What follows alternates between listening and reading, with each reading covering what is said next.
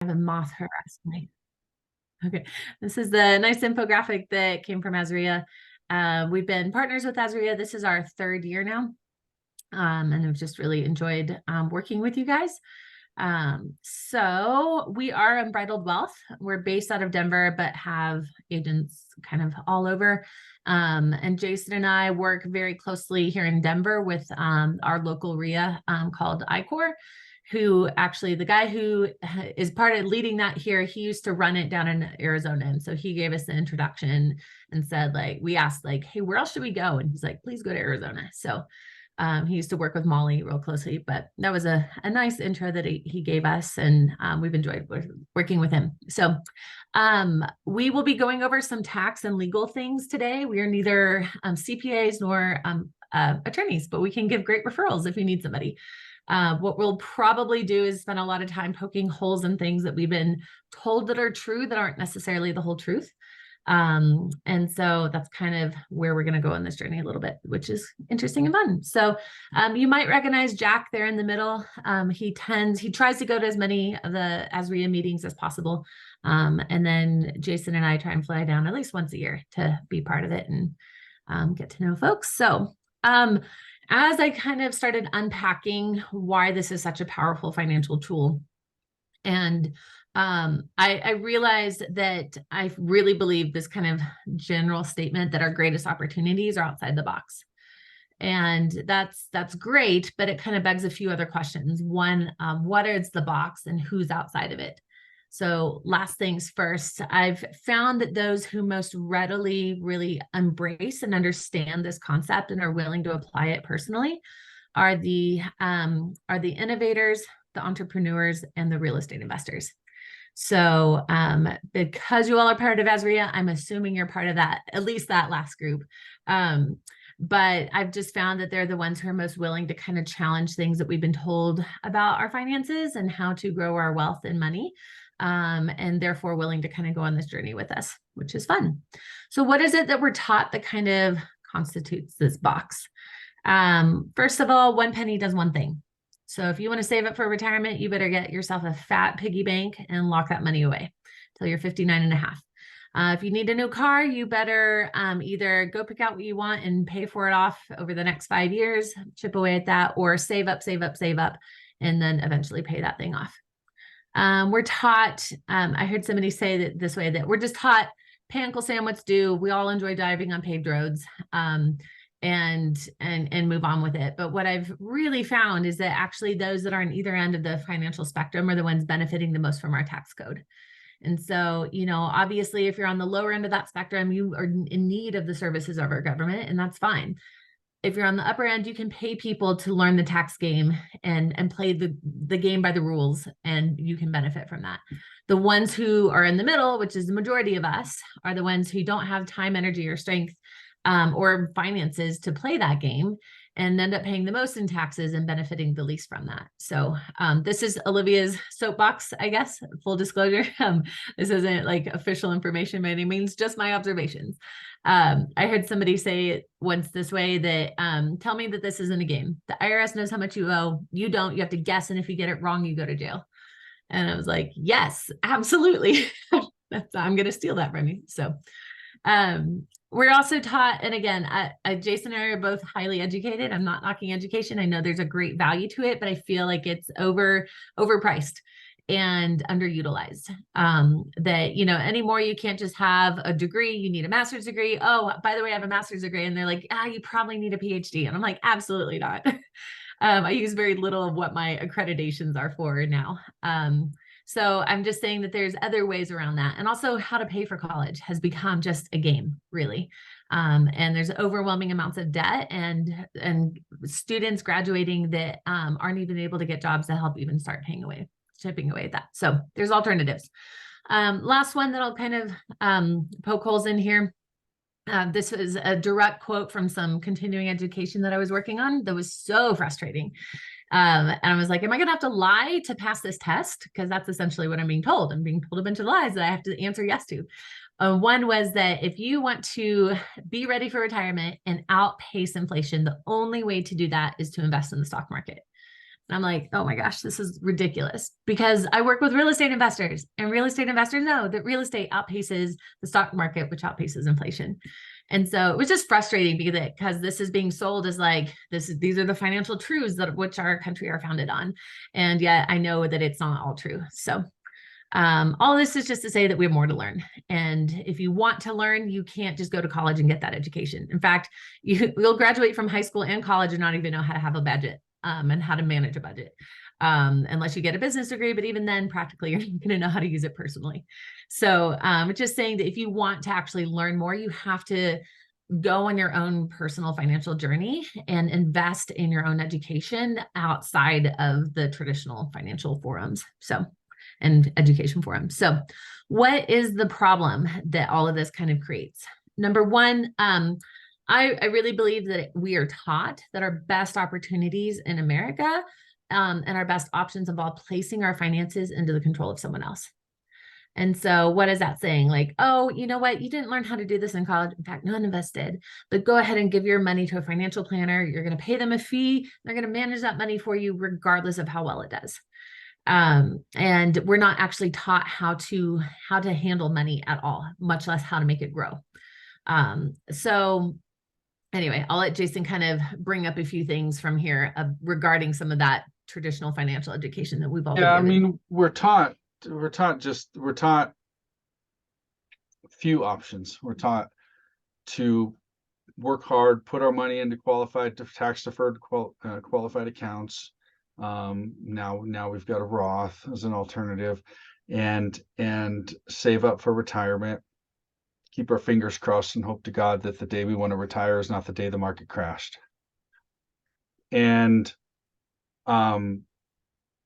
so like on the next slide, this is kind of what we're doing. We're saying, you know, if you wanted to borrow $10,000 from somebody, what's the first two questions you would ask? You'd say, well, how much interest do I have to pay, and when do I have to pay it back?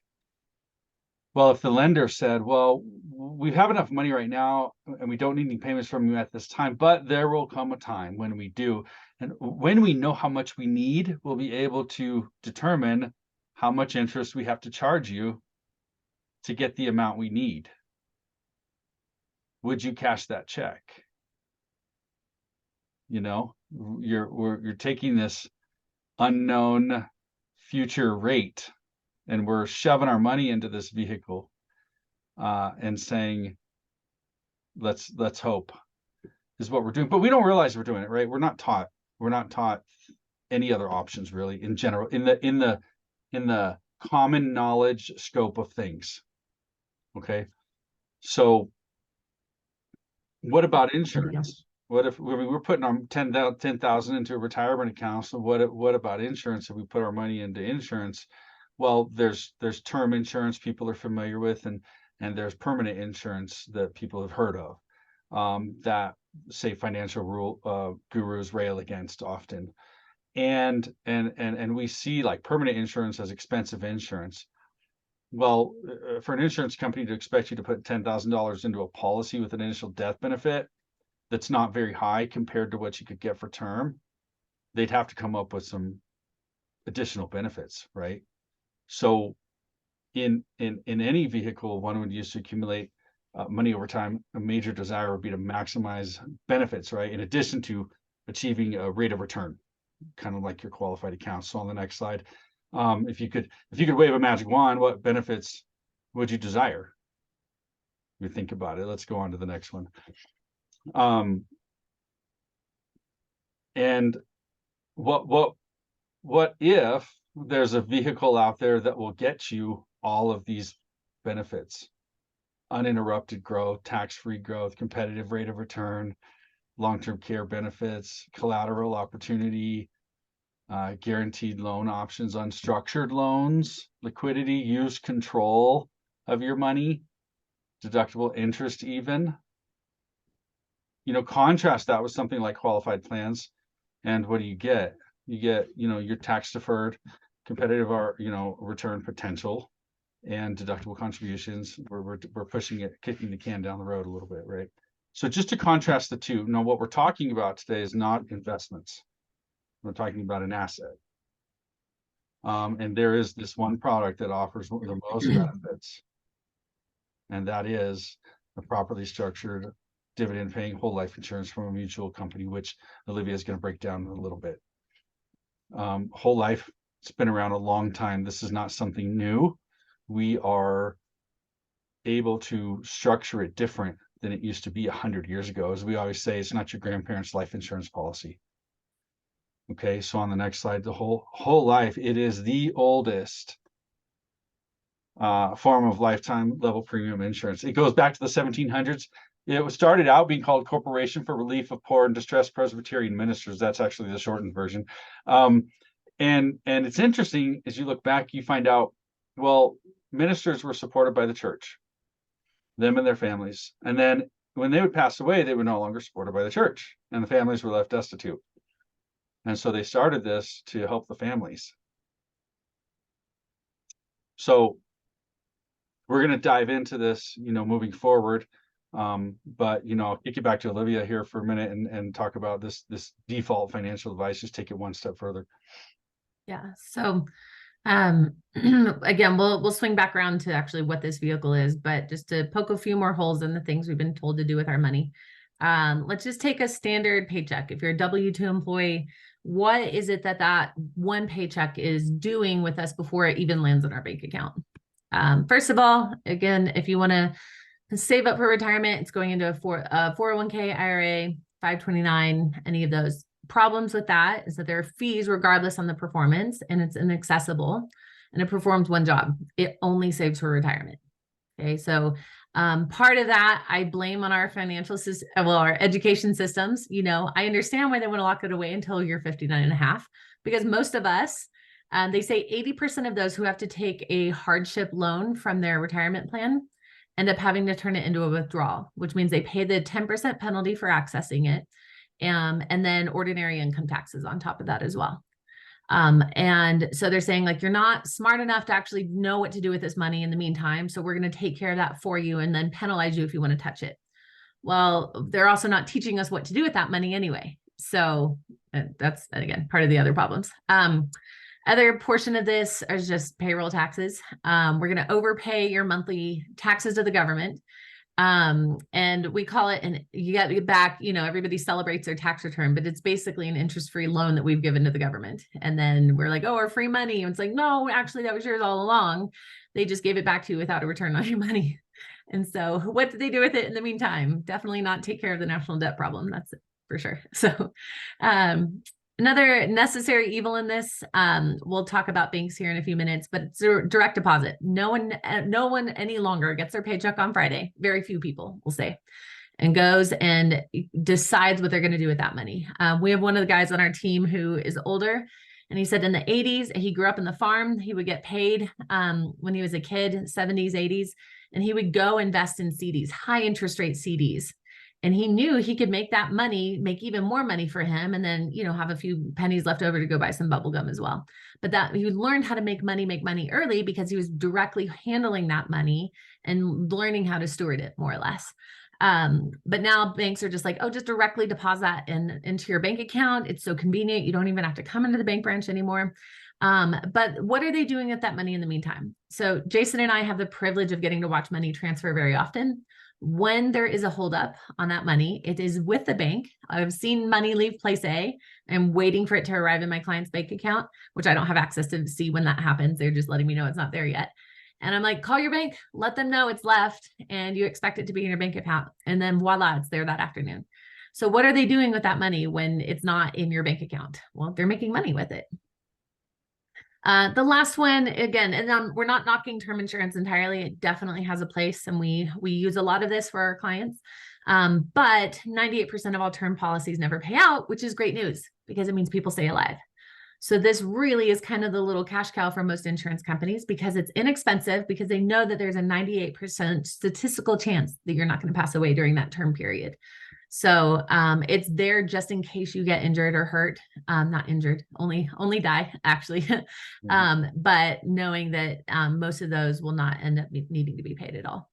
So this is just all to ask the question, what is the value of the dollar that you don't actually have access to?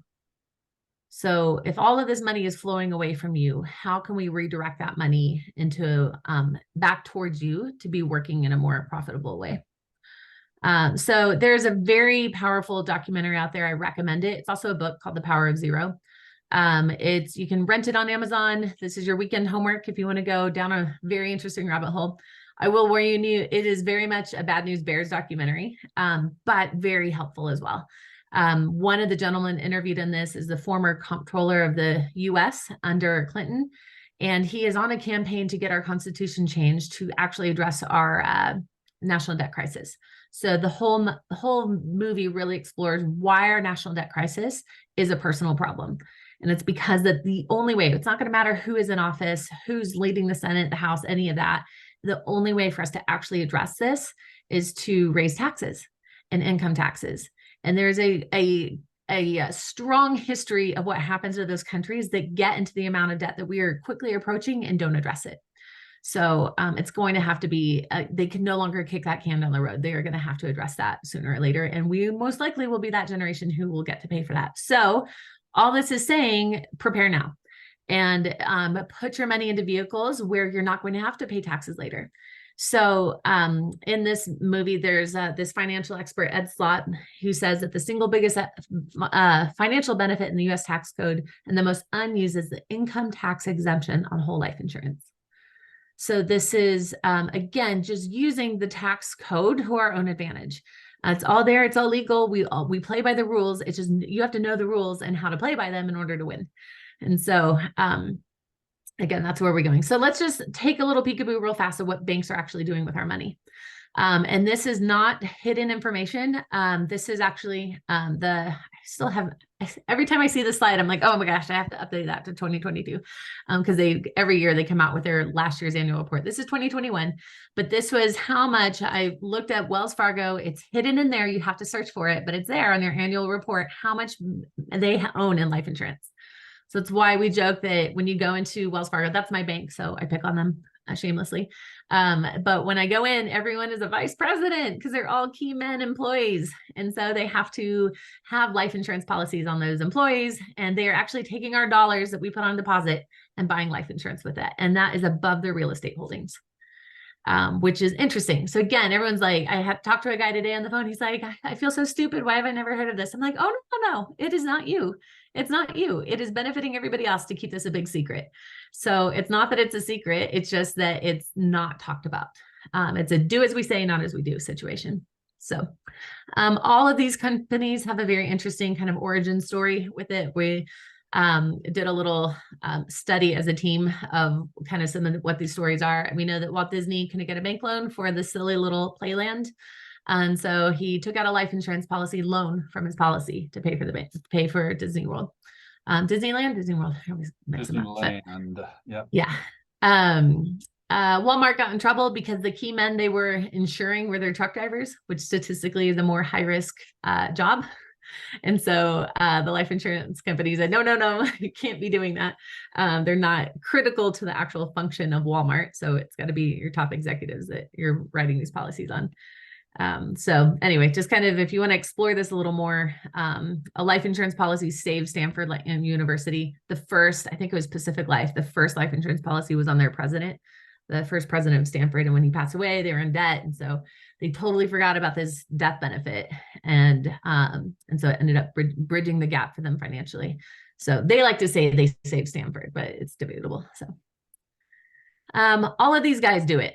So I like to say that it's Olivia's opinion why Trumpelstiltskin doesn't want to disclose his finances, because he will be crucified if he did, crucified if he did not, however much he has in there.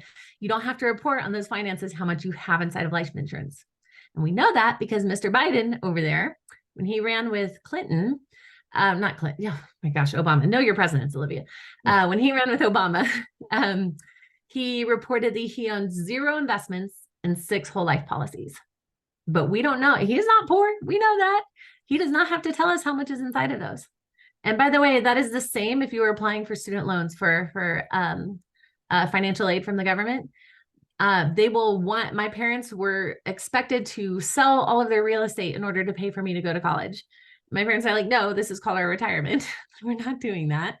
But if they had had money inside of whole life insurance policies, they don't have to disclose how much is in there at all. So, plus at least 54 current elected officials, and every single Fortune 500 company is doing this. So what is this thing? So we've already mentioned it's the infinite banking concept. We'll get there in a second, but what does it actually do? So it allows for the greatest amount of personal control. What the kind of the economical theory behind this, if you want to get ultra nerdy, is something called Austrian economics. And that is really on the premise that the responsibility for better or for worse belongs on the hands of the people, not in the government, not in big business, not in all these other things or banks, more or less, but in you, in me. Two, it allows us to grow money in more than one place. And so one of our guys here at iCore says, once you see the magic, you can't unsee it, which is kind of fun. So we'll show you kind of how that works. But allows money to grow both inside of a policy and outside of it, which is why it's great for real estate investors. And then there's tax advantages. It creates generational wealth. There's generosity. And then also just that personal financial stewardship piece. So this is one of my favorite slides. This is just kind of the two main schools of thought in our country regarding money. Most of us are in the debtor camp. That if you need a new car, what do? Go pick out what you want, walk into the office, and then sign your life away for 5 years and pay it off, pay it off, pay it off. After the average American buys a new car every 5 to 7 years.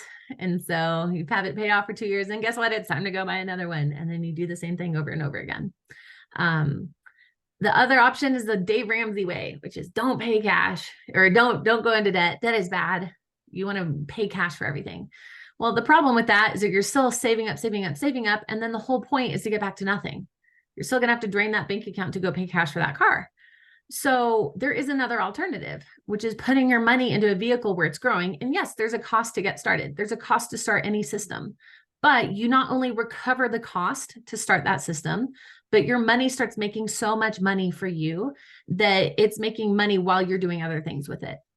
And so that's what we're going to kind of pick apart for you and show you kind of how that system works a little bit. So this concept, infinite banking concept. There's an awkward slide pause in there, but sorry about that. So again, this is just the high level definition that we'll break apart. So it's the process of using a properly structured dividend paying permanent insurance policy to finance purchases and investments and repatriate or recycle that money so it can indefinitely compound. So that is a mouthful. I don't expect you to have it memorized. I actually wrote this. The English major in me is so proud because I wrote this and it was compliance approved. And so it's just saying that it is a mouthful, but each of those highlighted areas are what make this whole system work and are very critical. So oftentimes Jason and I will be like, meet people and they're like, oh yeah, I have a policy that does this. And they're like, I wrote it with Joe Schmo life insurance guy. Well, Joe Schmo life insurance guy is selling life insurance. He's not teaching people how to bank. And so we'll look at a policy and unfortunately we're like, oh, I'm so sorry. This isn't it. We can fix it. We can fix things. But this isn't how the policy was set up and designed. So what makes it so special? So the vehicle, first of all, it's dividend paying permanent insurance. These slides are really wonky. I'm so sorry. I don't know why they're, this is not doing what I expected it to, and I'm not sure why. Okay, so first of all, what does that mean? Policyholders become owners in the company. And that's important because you're going to receive dividends back. And those are going to create compounding interest. Okay, so dividends are just profits, and we're going to use that to activate compounding interest inside of a policy. Also, it will last your entire life. So this is not term insurance. I'll show you a side-by-side between this and permanent or whole life insurance after. But this will be enforced your entire life. And yes, there is a cost to get going, but you not only recover that cost, but your money, every dollar starts growing more than $1 pretty rapidly. So are you all mostly familiar with term insurance? You hear about it on the radio. The banks send you lots of letters wanting you to have this as well. And it's inexpensive. Again, we already mentioned for a defined period of time, usually between 5 and 30 years. Again, it's there if something happens. So most insurance is an if product. If you're in a car accident, you have car insurance. If you have a house fire, you have house insurance. If you et cetera, et cetera. So it's valuable that when we're using it to protect someone's insurability and can convert that to a permanent policy later. So that's a little different. And again, we often use this as well. If we do an evaluation with somebody and we're like, we know that you can get there in the future, but let's go ahead and protect you now.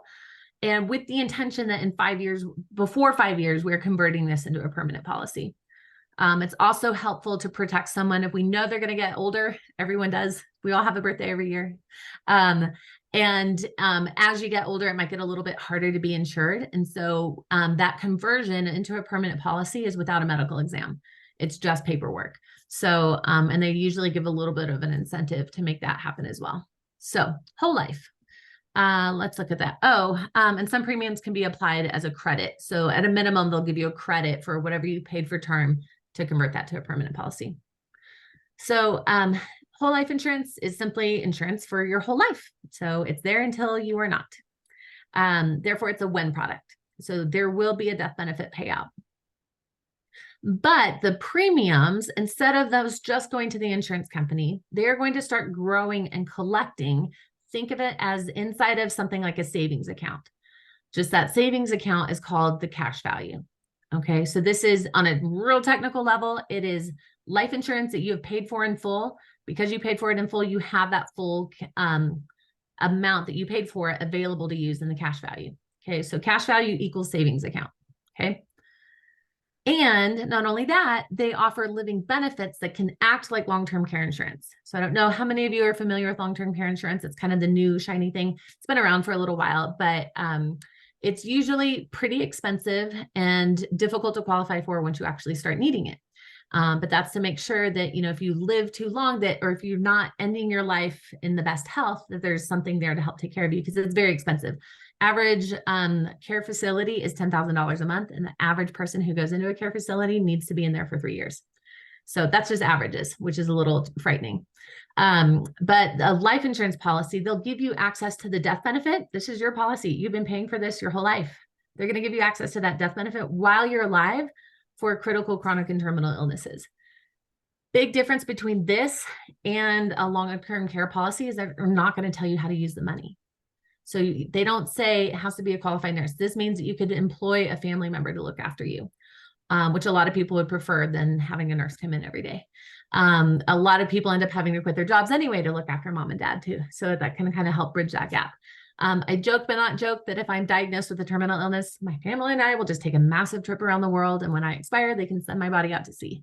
So they're not going to be told I have to sit at home and wait for death to knock on the door, basically. So that's a lot more freedom with the policy in that. So it's just kind of bundled in. They know 100% of all people die. You might as well have access to that death benefit while you're here. So I want to pause for a second, because this is like drinking from a fire hose. I'm very aware of that. Do we have any questions so far? Is the term policy a prerequisite for a whole life insurance policy? No. Nope, not at all. It's just sometimes, so let's say someone qualifies for $5 million in death benefit. We're not going to necessarily use all 5 million in a whole life policy. It would be very expensive and usually unaffordable. But what we might use is $2 million of that death benefit. But we know in the future, we want to start other banks. This is where a system of banks kind of comes in. So we might do a term policy for 10 years for 3 million and know that you don't have to requalify for insurance. So your maximum insured, if the worst happens, your family is taken care of. But we'll use that term policy later. It's just kind of an inexpensive way to be a placeholder, more or less. But it's not a prerequisite, not at all. So your death benefit is going to determine the premium? Yes, a bunch of factors determine the premium. Okay. So I kind of say there's about 50 different variables that come into this. And this is where Jason and I are at our best as strategists, because we're taking all of that information into account. We don't get to decide your health rating. So that's given by the insurance company. So there's a lot of things outside of our control that impact how much this costs. But there are some tools that we have to work with bringing that premium down. And we split this premium into 2 categories. So this is what I'm going to get into now. And this is why it's really important that it's properly designed life insurance. Again, if you went to Joe Schmo Life Insurance Guy, he's not going to know how to do this. And it's not his fault. He's selling life insurance. But he's not teaching people how to set up banking systems. So the way that we're designing this is splitting this premium into two different categories. One category starts to build a bank account. The other category is the lesser amount. We call that the base premium, and I'll show you here in a second. That amount is really important because that's the amount you want to be able to pay easily until you're ready to retire. And so if you have $10,000 and you go to Joe Schmo Life Insurance Guy, your policy is going to be $10,000 a year. No questions asked. And if you can't pay that $10,000, their policy might get in trouble. The way we split this up, a lesser amount of that, usually between $2,000 and $3,000, will be the base premium and the minimum you need to pay every year. And so the extra $7,000 is kind of building your bank. So let's look at this with some real numbers. So your death benefit, this is a real illustration. It was run on a healthy question. Yes, ma'am. I'm sorry to interrupt. Yeah. How soon can you get access to your cash on the policy? Within days, 3 to 5 business days. Okay. There's a lot of people asking for policy loans right now, so it's taking a little longer. So I'm saying 5 to 7, but it's usually very quick. And I do know that in emergencies, we can get it in 24 hours. So, well, but, and also if your question is from when you start your policy, Yes. it is as soon as it's funded, as soon as there's premiums paid in. It depends on if you're paying monthly or annually, right? So if you're paying, let's annualize it, for example's sake, like Olivia is going to show you, let's see here. 20,000. She can show you that. The first line she'll show you will be, if you front loaded it with the 20,000, then immediately you have access to the cash value.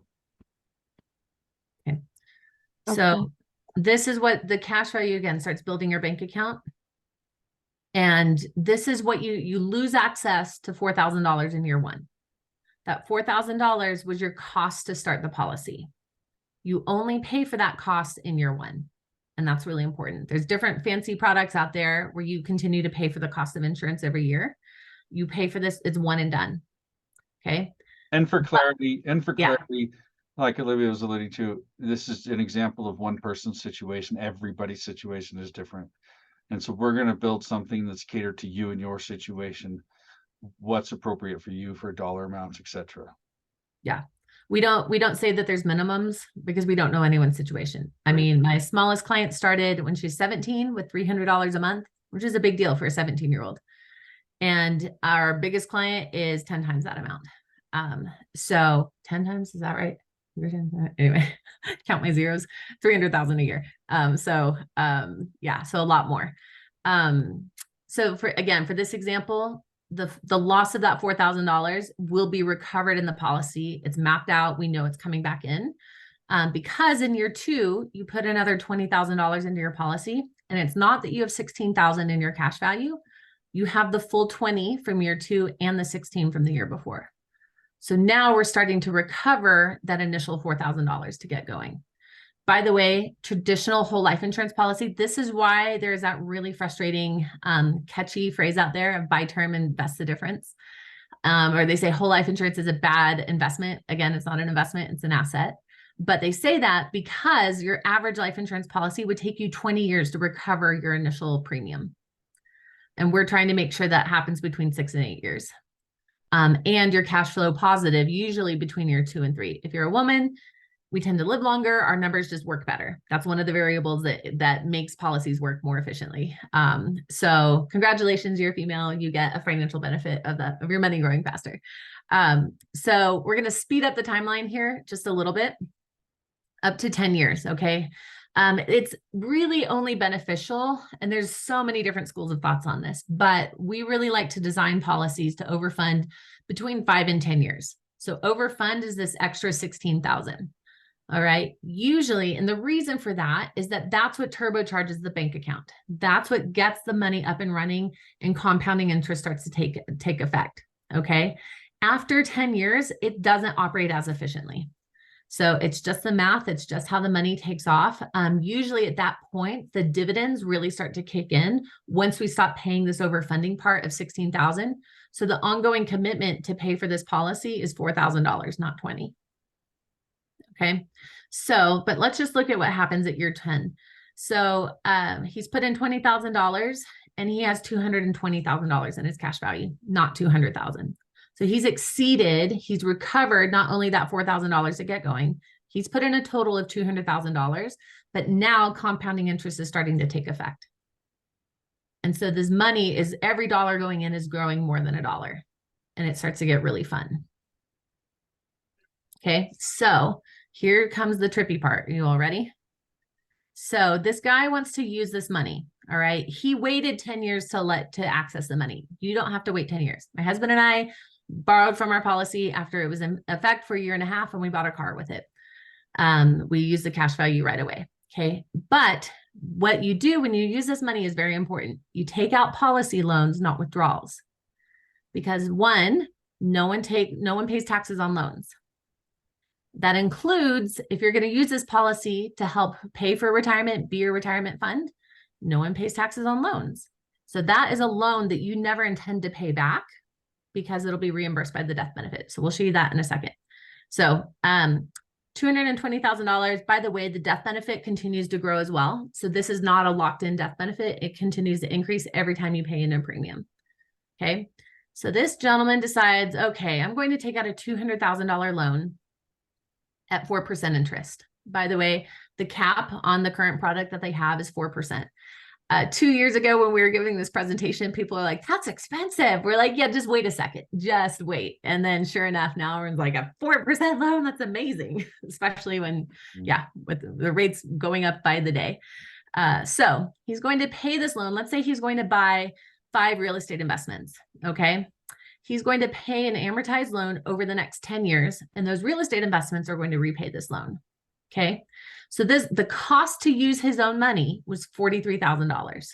All right. If you think about that split out over 10 years, $4,000 a year, is not bad. Okay. And actually, if you do the math on it, it ends up being less than 4% because you're paying on a decreasing amount.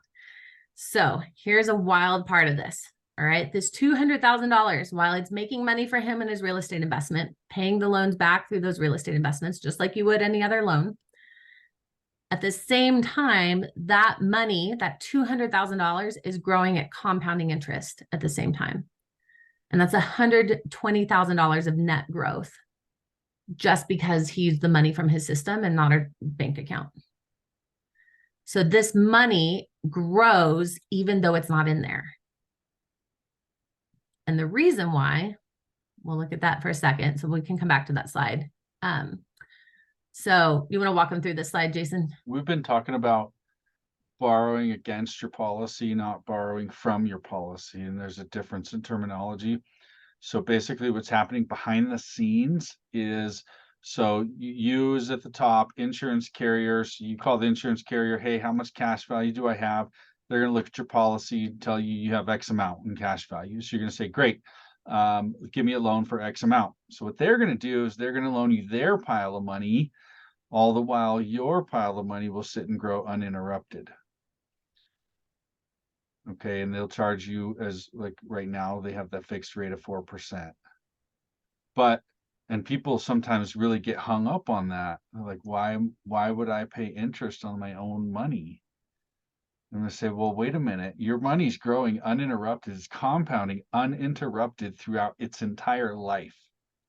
And you can no longer interrupt the growth of that as long as you are continuing paying premiums, as long as you keep that policy alive. So it's not based on investment booms and busts.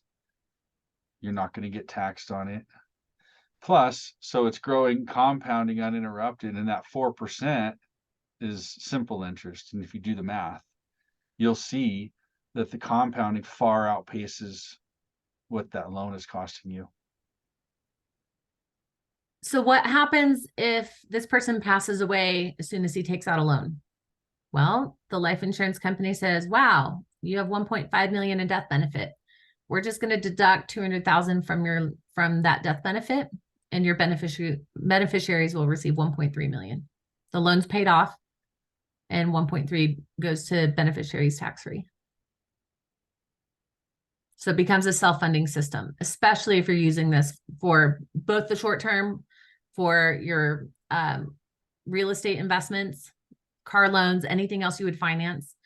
And you're saving this up for retirement so that when you are ready to retire, those again are loans that you're going to take out of the policy. And you can play a tax game. If you have a traditional retirement account, you can draw. If it's a horrible year, don't touch your retirement account.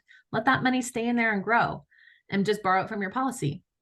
If you want to make sure that you stay in a 12% tax bracket, then only take out what, $15,000 from your retirement account and supplement 50 from your policy.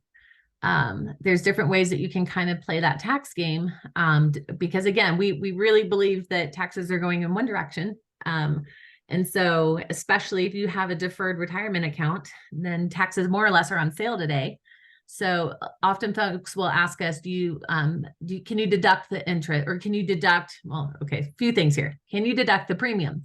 You don't want to, because the money's going into the policy post-tax and it's going to grow then tax-free. If you're deducting those premiums, then you're going to have to pay taxes when you're accessing the policy loans. But if you're using these loans now for business expenses, this is where we say, have a wonderful CPA who understands this. We will talk to them for you. So when you're using your policy loan for business expenses, the interest on this is tax deductible. It's just like any other loan. And who is setting that interest rate, or what's driving it? The life insurance company. So Okay. it's written into the policy. And it's fixed. It doesn't fluctuate with. Nope. That's me. So they have a product that actually has a variable loan or a fixed rate loan. Same, you can choose variable or fixed rate on the same product, which is wild. It's the only one we're aware of that actually does that. When they issued the product, interest rates were at 3.5% for the variable loan. So we issued all the policy loans at 3.5%. And that's now changed. And we're just converting all of those outstanding loans over to the fixed rate, because the interest rates have now gone up to, I think it's like 5.2%. Got it. So if the rates drop and you're on a fixed, are you able to convert to the new rate? On an annual basis. Mm-hmm. On an annual basis. Okay. Yeah.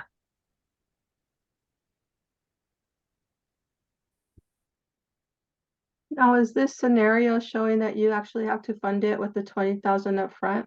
Or are you paying a monthly premium of 1,600 every month? Great question. Okay, so this premium can be paid monthly or annually. So the base premium, actually, there's three ways. So the base premium, that $4,000, can be paid monthly or annually. The overfunding, the $16,000, can be monthly, annually, or unstructured, which means as it's available. So the risk of that is remembering to get it into your policy. So there are people who just pay their base premium monthly, or they've already paid their base premium annually, and then all of a sudden it's a policy anniversary and they forgot to overfund. You have to get it into year one. Year one is critical. That sets the most you can ever put into your policy. After year one, you can actually skip years of that $16,000. If you skip a year, you can back pay a year. You can put in kind of that maximum threshold will be set in year one, but you can put in $10,000 or $8,000 without it changing the actual structure of your policy. So that's where annual reviews are really important. And we kind of evaluate what situation is going on. The gentleman that this illustration is based off of, when he started his policy, he funded it for a few years, was going, and then COVID happened and he lost his job. And so it's a lot easier to pay for $4,000 than it is to come up with the full 20. So the strategy shifted. Okay, we're just going to pay the $4,000 this year. If you're in an absolutely tight situation, you can actually borrow from the cash value to pay for your base premium. So it's usually a tight situation. It's not my favorite, but if that is our only option, we'll do it. That's fine. So I'm sorry, go ahead. Oh, no, it's okay. You go. So is year one actually going to cost me like $3,600? We don't know. We don't know your situation yet. So this is where, what's that? Given this scenario though, Yeah. the 20,000 plus the 36 is what would have to be in the account, right? No. So 20,000 is the premium every year. You see that? So this is the premium. This is what's accumulating and you have access to. Okay, so A that's minute ago, when she was talking about the base and the PUA payment being separated monthly or annually. The base premium is not listed on here. She was just showing the 16 as the base would be the 4,000 and the PUA would be the 16,000. The combination of the two is 20. So the scheduled total premiums on this example is 20,000 a year. So the first year they put 20,000 in, they have access to about 16 of it. So their cost, if you will, that year is 4,000. The second year they put another 20 in, but they had a cumulative 36 available. So they paid a 40 in over 2 years and 36 available. The third year they paid another 20 in, so 60. And I'm sorry, this is year 10. Year 10, another 20 in, so that's 200,000 over 10 years, and 220 accessible. So now it's gone the other direction, and it'll keep, that spread will continue to happen throughout the whole rest of the life of the policy. So the 4,000 you said is the base premium? Yes. Yeah, in this example, yeah. And for So the this rest policy, goes into that's, the cash value. Now, I've heard that there's fees involved with these types of policies. Is that where that 4,000 is going?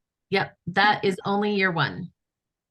And Okay. and whole life insurance, any carrier, they don't separate all of their fees. In other words, you're not seeing an itemized list of fees because it's not an investment product.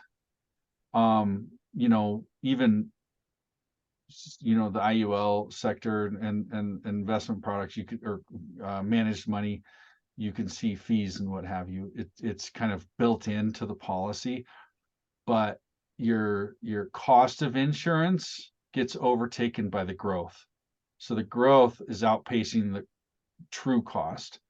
Yes, you're putting premiums in, so technically that's your cost, but your growth is outpacing what it's costing you. And so, on average, the way we structure these, somewhere between years 2 and 4, the cash value begins growing more than the premiums paid. On average, somewhere between year 7 to 10, the cumulative cash value exceeds the cumulative outlay. In other words, it makes up for those first year or two loss of access. But everybody's situation is different, so we have to move that slider back and forth because there's all the variables that come into play: age, health, gender, allowable amount of insurance you can purchase, things like this. Strategy, what you want to do with it. You need it now, you need it later. Is it just a savings account? Is it just, is it going to be used to pull every dollar out you can to invest with as fast as possible? So all of these kinds of factors determine how it gets structured. But this is a good average. Is the cash value tied to the stock market? Any chance of losing that? No, it's an asset. So there's no market tie to it. And insurance carriers, without getting too far off track, insurance carriers have to have assets equal to their liabilities. So the odds of insurance companies going under, so to speak, are minimal. So the liability for the insurance carrier is not at all that you want your cash value over here. The liability is that you pass away before they expect you to. And so that's why health screening is involved, because they're investing your money and they're hoping you live a really long, healthy life. And so big mathematical equations are involved in that. And that's why it's really important. So what happened, we actually had a really fun meeting with the CFO of Emeritus in May 2020. And we're like, what did you all think in March when the stock market dropped 70% in a week? And they're like, oh, we could have cared less. We were terrified that our policyholders would start dying in mass because we insure lives. And so they liquidated inside of a week in March 2020, $2 billion to have ready to start paying out death benefits. let the dust settle, realize it wasn't as bad of a problem as we kind of predicted or anticipated, thankfully. And so put that money back into work. But again, that was their concern is having to pay this. The greatest risk for the insurance carrier is ironically, if you pass away at year 10, usually if on these policies. So that's just the greatest amount that they have at risk financially. But again, we've seen, this is also why a really credible carrier is also important. All of these life insurance companies have ratings, and we just work with the top rated ones. And so that rating is associated with their ability to have liquid cash to pay those death benefits. But also it's fun to work with a company that has a soul, and hearing stories from other agents of where one example was a gentleman was just looking for a term insurance policy. He ironically passed away in between the time when the insurance carrier said, we can't actually insure you. We're sorry. But before he got the phone call from the broker, he passed away in that window of time. So before they had made the full decision, and before he found out that, he passed away, the life insurance company, because they had an application on the gentleman, they paid the term policy death benefit for him, which is wild. It's like, they don't have to. There's nothing there saying they have to, but they knew it was the right thing to do. And so they did.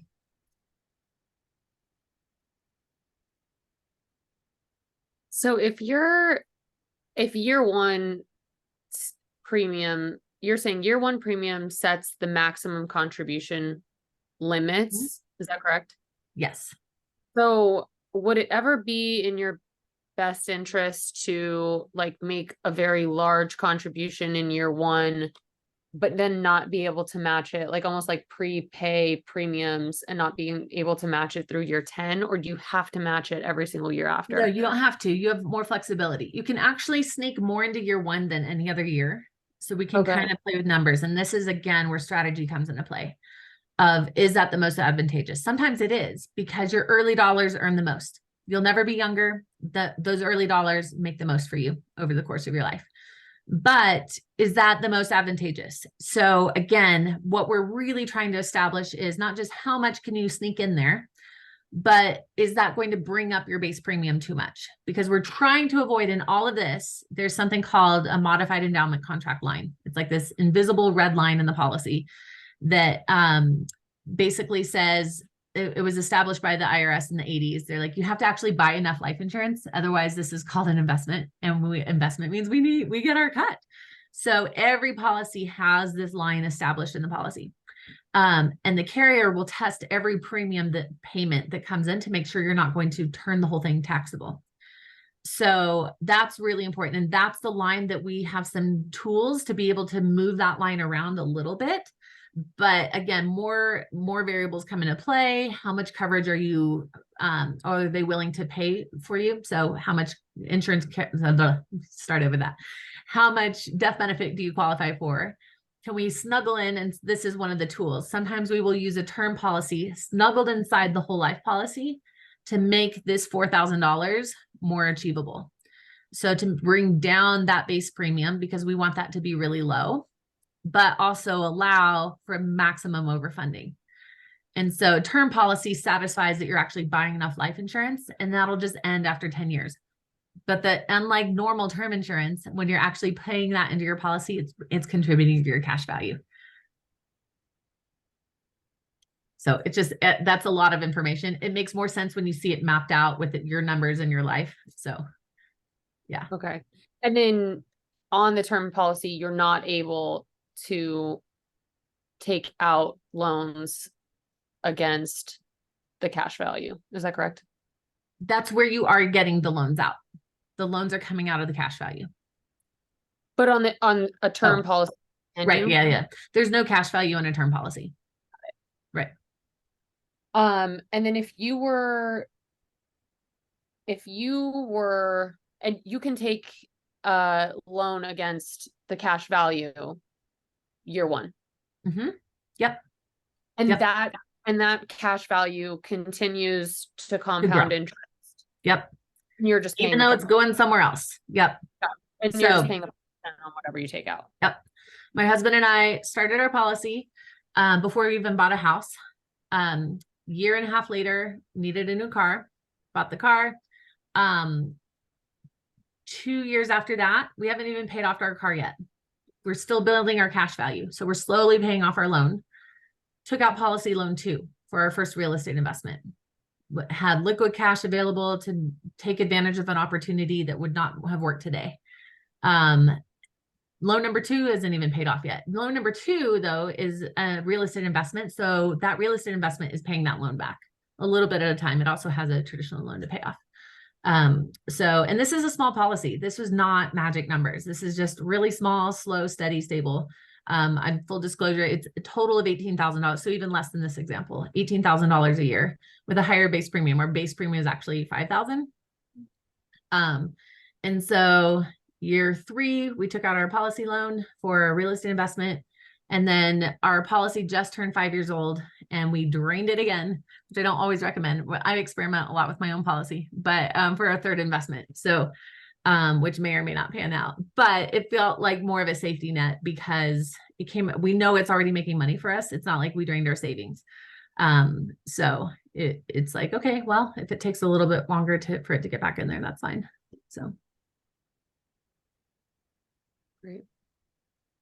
Yeah. Okay. So Jason put some resources there. I'm going to put my email in the chat as well. You pull up our contact slide there. We could take a picture of it. Oh, yes. Hang on. Let me go over to it. Hang on. Contact slide. Oh, you added that in. Very nice. Thank you, Jason.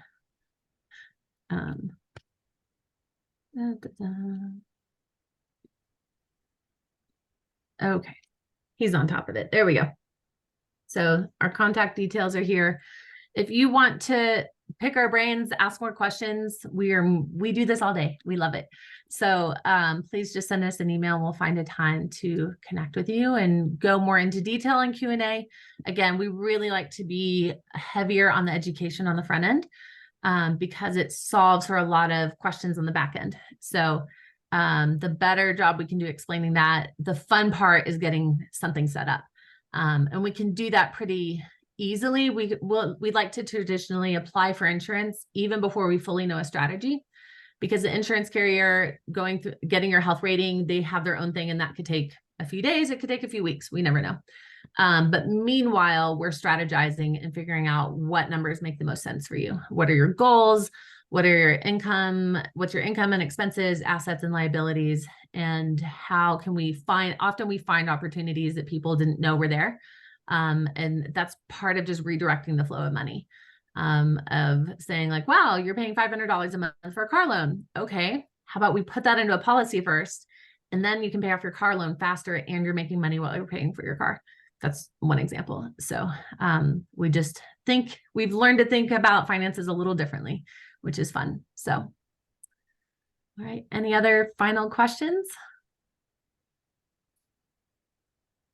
I don't think so. Thank you guys so much. Yeah, Yeah. I appreciate it. Thank you for coming tonight. Appreciate it. Thank you. Yeah. Reach out to us. So I always say people we hang up these calls and you have 10 afterisms after you hang up. You're like, oh, I should ask them. Oh, I remember that. But I really encourage you guys, read the book. If you haven't read the book, you don't have to buy it from my site. You can buy it anywhere. And read the book. And it's only 92 pages long. It's not that bad. But that's kind of where it all started. And it will help on your journey. And then either way, call us with questions, schedule the time. We can kind of just talk through, see what'll work for you guys in your own situation, see what's appropriate for you, and go from there and get you started on your infinite banking journey. Cool. Thank All you. right. Thank you. Have a great day. Thanks, Bye. guys.